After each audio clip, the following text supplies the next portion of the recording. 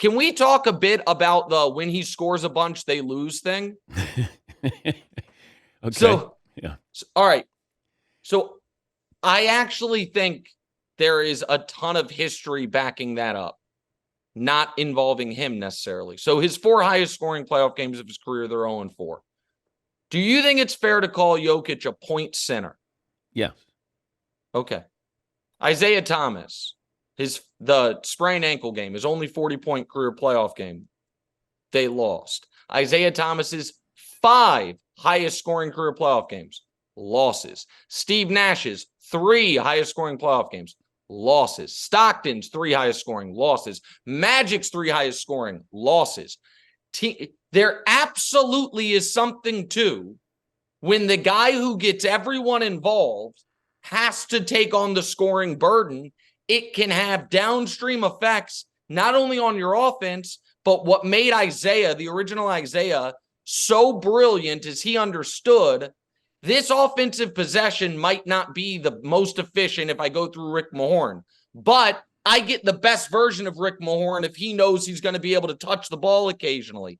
If Michael Porter Jr. had gotten a bunch of clean looks and made them early in game 2, I think his defense would have been better later in game 2. Sure. So I know Spo tried to dismiss it. I absolutely think it is their strategy, and it is a smart strategy of let Jokic create 55 points where it is 45 him scoring, 10 him assisting, as opposed to 30-25 splits. And I think that's how the Heat win the title. Well, the Heat win the title if Bam Adebayo keeps Jokic honest both ends of the floor. Yep. Because if you look at what Bam did guarding him, last game, Jokic scored, I think, his field goal percentage was 46%. Everybody else, when they guarded him, it was 77%. 70.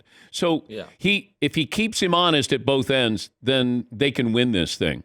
Well, they also, with Bam, I don't know, I'm sure you noticed, you have a very, refined basketball eye.